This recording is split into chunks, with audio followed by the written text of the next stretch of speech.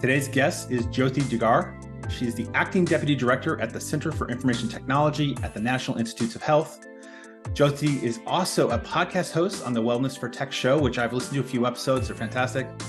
She's a certified professional life coach and wellness coach. She's a dance director, choreographer, instructor. She's an author. She's a mom of three, which is important. And she proudly declares herself the chaos guru. So, Jothi, thanks for joining me today. Thank you so much for having me. Really excited to be here. So for those who have not met you, had a chance to just interact with you, talk about, where you're from, who you are, and what you do. Sure. Well, I grew up in Maryland, actually. I came here when I was 1, but my parents were very, Indian Orthodox, very traditional, very strict type of family and mindset. And I was the only child, so I pretty much did not have anyone else to blame in my family. Although, even though I was the only child, I was always compared to pretty much the rest of the world. This other kid in this other country is doing X, Y, and Z things. Why can't you? That kind of mindset. But the one thing that I learned right from a young age, it was also a pretty traumatic childhood for me. And we don't need to go into that today, but it did make me who I am today. I know I never thought I would say that in my life because, it's easy to just be like, oh, in spite of that and here, but I think it is because of what I went through as a child. It did make me who I am today. And what I mean by that is just having the strength and resilience to conquer chaos, obstacles, challenges that are basically trying to problem solve my way through life, even as a kid, and learning the art of negotiating, learning timing, and perfecting that, just to get by in my childhood, which really leads to the world of technology and cybersecurity. Because if you're not able to speak the language of the person you're speaking to and have it resonate with them, you're really not going to be successful in negotiating and really using your voice for the good, not just for your own benefit, but showing the benefit for the other person, which I had to learn, as a child. And it's amazing how, when I look back at it, how it just kind of, kids are just so smart and resilient. I'm not really talking about myself, but I look at my own kids and how they're trying to navigate their way through things. And I look back at what I had to do, and, it makes sense. Like, oh yeah, wow, I really, I didn't want to be in the line of fire. So I had to kind of try to, now, I'm going to go upstairs and do my homework, but then I will make sure that I do the dishes as well. And, put things in such a way that it's beneficial for the other person. And I think all of that contributed to who I am today. And also being able to get through that and past that, and then being able to turn around and see, well, what can I do to help others that are going through the same challenges or struggles or traumas that I went through, just so they don't have to suffer as much, or maybe, not trying to expedite the process for others, but maybe at least bringing awareness to the different paths that exist for them. That's very interesting. So, rolling the clock back a little bit, as you're coming out of education, which sounds like it was traumatic in itself, right? I could completely picture that situation where your parents are comparing you to everybody else. Luckily, I did not have that situation. Mine was slightly different, but how did you formulate what you wanted to do? I was really good in problem solving, mainly because I had to. So I was actually interested in I thought I was going to be a doctor. And I wanted to be a doctor to to see how I could help my own family or my own parents. Like, oh, when I become a doctor, I could figure out what's wrong with them. And maybe help other kids, but that didn't really work out the way I planned it. But I wanted to be a doctor, and I got into a 7-year med program in Penn State. I was set. Like, I did not have a backup plan or anything. Like, nope, this is it. I know what I want to do. But actually, my first year of college, I was almost in my second year because I had so many AP classes getting into college. We had a class where doctors would come in and talk about their life and, why they're doing what they're doing. And actually that year there was a surplus of doctors in the US, and people weren't able to get positions even after going through med school and everything like that. So one doctor asked me like, well, okay, Jothi, so tell me why you want to be a doctor. I said, oh, I really want to help people, heal themselves. And they said, okay, well, that's great. That's not a good enough, reason though. And I was like, oh, well, what else, well, what do you mean? Because the thing was, I was a kid in the classroom, even at that time, asking questions like, okay, so you tell me that patient comes in with a headache, you give them Tylenol. Patient comes in with something else, you give them Advil, but don't you want to get to the root cause of why they're getting sick to begin with and try to heal that? And their answer to me was, well, no, why would you want to know what the root cause is? You're not going to make any money that way. Oh, wow. And to me, that was just a total turn off. I'm like, but I'm not here to make money. I'm here to help people. And they're like, well, you're not going to be doing either of that if you don't pass these exams. And the way to pass the exams is just to know which, pharmaceutical drug to give to what kind of symptom. And I just quit at that point. Like, okay, I don't really think this is my path anymore. And then I switched to then I told my parents, okay, well, maybe, I want to be a psychologist or a psychiatrist, because then I can kind of help people, help understand people's psychology in that way. But then they pointed out, well, that's going to be 9 years, if you want to find any sort of decent job. So you might as well become a doctor at that point. So like, okay, you know what, maybe I'm just going to leave this whole side of things. And since I was good in like math and science and problem solving, both my parents were engineers. So I just, okay, let me just become an electrical engineer, and then I'll figure out what to do later. So I switched to electrical engineering, graduated in 3 years because I wanted to get the heck out of my parents' house, because I actually had to move back to Maryland because of that, which was not fun. But in engineering, you learn a lot about problem solving, you learn about critical thinking skills, how to take like a complicated problem and break it apart in smaller chunks, like one step at a time kind of approach to get to the final answer. So I found that I didn't do anything with engineering at all, like after I graduated. But I was able to use those skills in technology and in cybersecurity. I got into cybersecurity, not in college, but afterwards, through a friend of mine. And it wasn't termed cybersecurity back then. It was like network engineering or information assurance, like whatever it was called back then.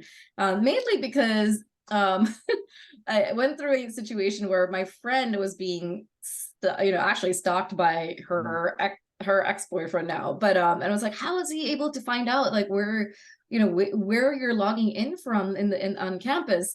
And it turns out through Telnet, you can actually issue commands and figure out like, when was the last time someone logged in and from where. And that kind of like, wow, like you can do that. Like, well, what else can you do? And so I started getting into just kind of like that sort of mindset because of her, actually because of her ex. And so when I started working, I did a lot of traveling for the first 6 years, just doing all kinds of different things like program management, project management, training, different sorts of, network administration, system administration, all of that kind of stuff. But then when I came back and kind of wanted to settle down in the Virginia area, because, traveling gets to you after a while. I had an old boss that said, hey, maybe you can go to a cybersecurity course through, I think, GSEC or CNs, through CNs. And it seemed to be like the thing these days, just check it out. And then I kind of fell in love with it because I'm like, oh, there's a term for this called ethical hacking. Right. Maybe what he was doing wasn't so ethical, but there is a term for it. And I thought, okay, maybe I'll check it out for a couple years, and then I'll branch out and do other things. And that, here I am today, like 20 years later. But the field has evolved and grown. It's just so such a variety of things you can do in it. And just the technology space itself, it just keeps growing. So I think that's what's keeping me still in this world. It's because, there's never a dull day, and you don't do the same thing over and over again. So I feel like you can bring a variety of different skill sets into the space, which is great.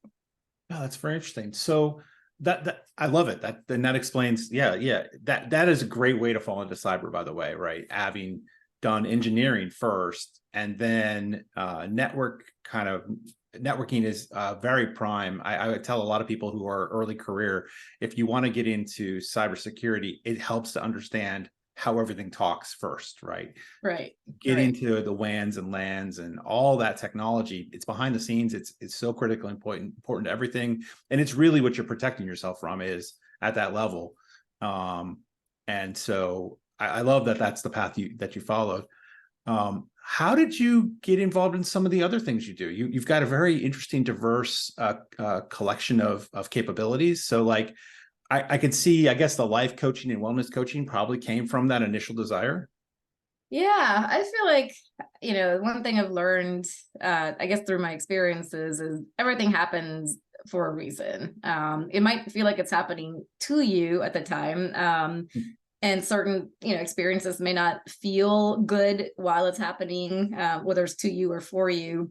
But I do feel like it is happening for a reason. So I think, when I'm glad I didn't become a doctor now, because once I had a pretty significant health related incident after my third child was born, actually due to an incompetent OB that was overworked and was undergoing her own stress and chaos, which a lot of people don't understand the level of stress that clinicians face just because they're forced to work a certain number of hours by their hospitals, or their management. And people, you're putting your life at stake under somebody else's hands. So if they're tired and burnt out, how do you really expect them to function properly? So yeah, she botched my entire C-section. I couldn't walk for a year. I was given 6 weeks to live. I went to a bunch of surgeons. So she went missing in action. It was this whole fiasco. And that's the point that I kind of told myself, okay, there has to be another way. Like, I'm not putting myself under the hands of the Western medical system again. And little by little, I found all kinds of natural, holistic and alternative therapies, like energy healing, like Reiki, Chinese traditional medicine, like acupuncture, even like meditation, yoga. And within that 6 weeks, I was able to get past the life or death kind of mode by healing. Like, I had double hernias and my abdominal layers were separated by like 25 centimeters. But so within that 6 weeks, I got another CT scan done, and it showed like a 95% improvement just by a couple things I did naturally.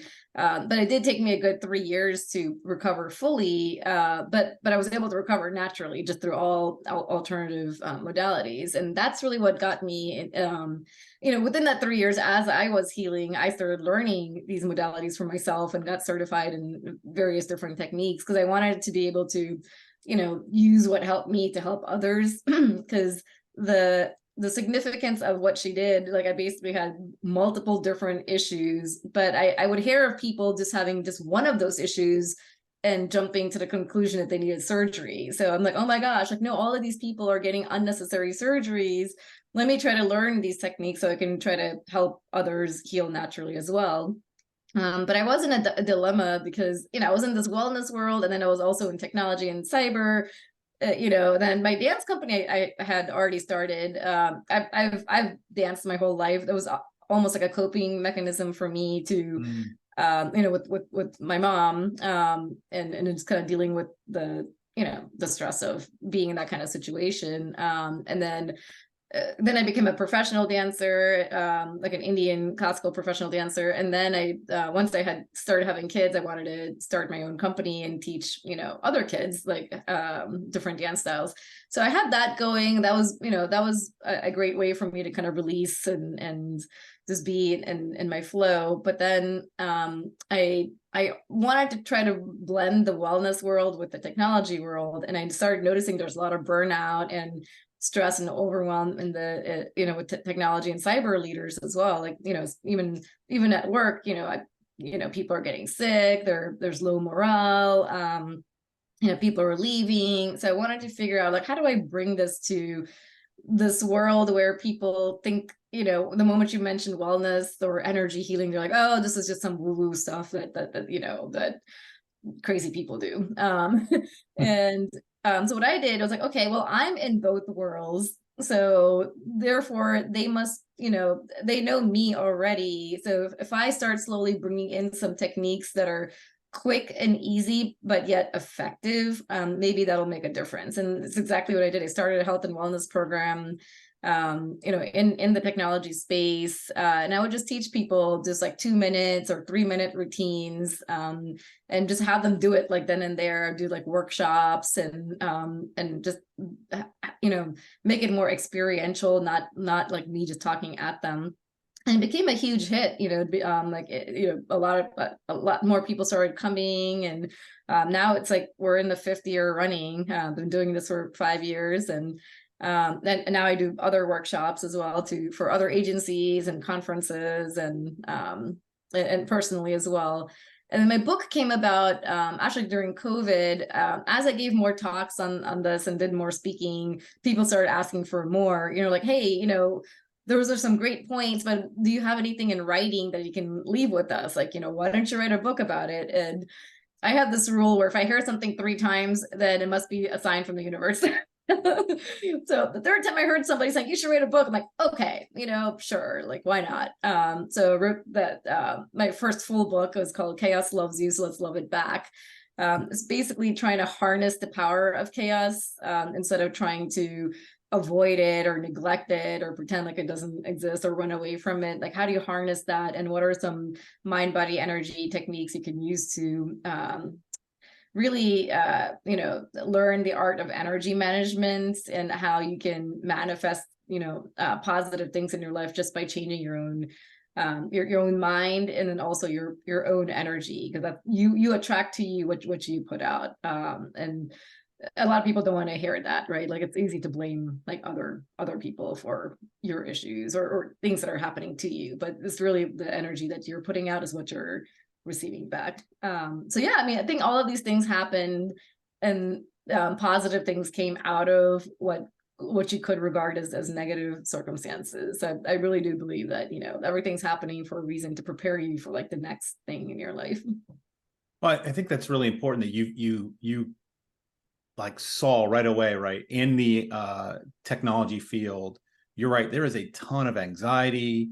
We talk a lot about imposter syndrome, people who don't think they can get the job done, and therefore they're overworking themselves because of other things, their impressions of things.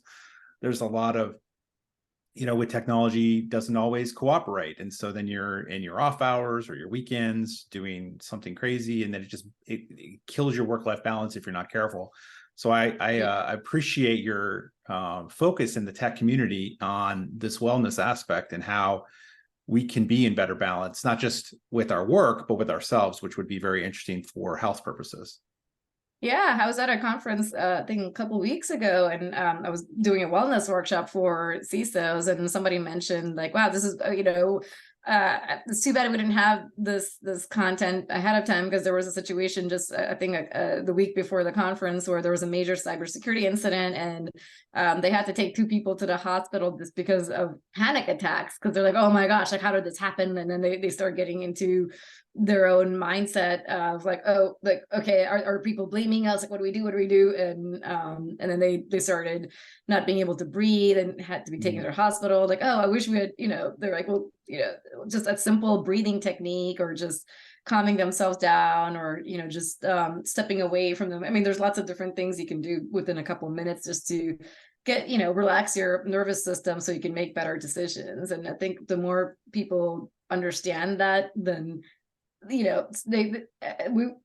America, we have this mindset of like, oh, you have to go fast and furious 24/7, otherwise you're just wasting time, and without understanding that your body is just not capable of doing that. So you do need to take breaks throughout the day, to regroup your mind, body, and energy, so that you can actually be efficient. Because otherwise, if you think you're being efficient without doing that, you're really not. You're just burning yourself out. Yeah, I wish more people acknowledge that, right? Both from a management of the organizations and from the people who do the work. So as you've gone through this career you've had, what is something you might, if we came to you, Jothi, and said you have the power to make a change in the way we do whatever you've witnessed is being done in a poor way, and maybe what we're doing is what you want to change is huge, right? Maybe it's too big to change all at once, right? We can't solve all the world's problems in the small amount of time we have today. But what might be that change that you would highlight for us to really consider taking on? I think so there's two things that I'm really passionate about. One is helping people help themselves. And I know it's kind of a very generic concept, but you can't lead others unless you can lead yourself well. So if I had to give a quick tool or tip out there, it's basically 5 minute breaks like every hour, just to first of all identify like, oh, how are you feeling, and if there's something bothering you, just changing your physiology will help change your emotions. So just stepping away, just facing a different direction, getting 5 minutes of sunlight, or do some physical exercise, or just a breathing exercise, or a visualization exercise, like something that pertains to your mind, body, or energy, or something that pertains to your five senses, so you get out of like your analytical mode. So I mean, I'm a strong believer in like, you have to take care of yourself. And I think in the Western hemisphere, a lot of us we're more outward focused, like trying to do things to for others, which sounds great, but we've all heard this saying, right? Like, you can't, if your cup is not full, you can't really pour out of it. And that's true. So it's identifying that, but also empowering others. Like, I know the other area that I'm really passionate about is helping women help themselves, just because I've seen a lot of women. First of all, you're already fighting a harder battle in a male dominated field, but there's a lot of internal like competitiveness between women as well, which is really not helpful, because there's plenty of opportunities for everyone, but there's I've noticed like that a lot of women, not all, don't really support other women coming up, because they feel like, oh well, if that woman gets this job, then that's not there for me, versus hey, feeling happy for the other women, and empowering them and opening up doors and channels for others. So a lot of what I try to empower is, if you are a woman leader in the technology or cyberspace, making yourself visible to others, and so others can see themselves in your role or in a leadership role. Because I know when I got into cybersecurity, like I couldn't see anyone like me, or even somewhat like me at all. So, but that didn't stop me, but that is a factor that stops a lot of younger girls or younger women to get into this field, because they can't really see themselves in it. So, I think, as people, as humans in general, really looking at the human side of technology and the human side of cybersecurity, but also trying to empower our younger girls, or are starting young and from elementary school, middle school, like not if you're a father or a parent, not buying your girl like Barbie dolls and things like that, like buy them something that they can actually use creative thinking skills, and help empower them, and raise their confidence right from a younger age, so we can have more women get into these kinds of fields. Wow, that's fantastic. Yes, totally agree. And I've spoken many times on that, because I've a daughter myself that I've tried to empower and give her all the creativity to figure out what she wants to do in the tech space. She's very interested in the tech space, so I love it. So what's next for you? What's coming up in the future? So I do love what I do at work now. And in fact, in this acting position, I've kind of made it my own. So I've done a lot of human centric work here, with the wellness, employee engagement, and mental health, as well as bringing the socialization aspect back into the workplace, because that's an important factor for mental health as well. We do need to be around people. And I think I want to, at some point take that on the road, and with all the my own wellness company, and yeah, and the brand and the books, and do more public speaking, and really start trying to get to larger audiences, like around the world, at some point, and maybe become like a leadership coach, from a mind body energy perspective, in the technology space. That's my dream. Whenever I feel like I've put enough years with the government, I think that's where I really want to take things. My dance company will always be there, because I just love doing that, and that's another way to bring in young girls, and also young boys as well, and empower them to use their creative side, because I bring in all of my creative side to my work as well. It's not just the analytical side of me. And more books to come. I love writing. I feel like it's also a therapeutic process to put your thoughts out there and have people resonate with it. Oh, that's amazing. Well, Jothi, I thank you so much for the time you've given me today and talking about your journey. And I can really feel the passion you have for what you do and what you believe in. And I can't wait to see what's next for you. Great. Thank you so much for having me.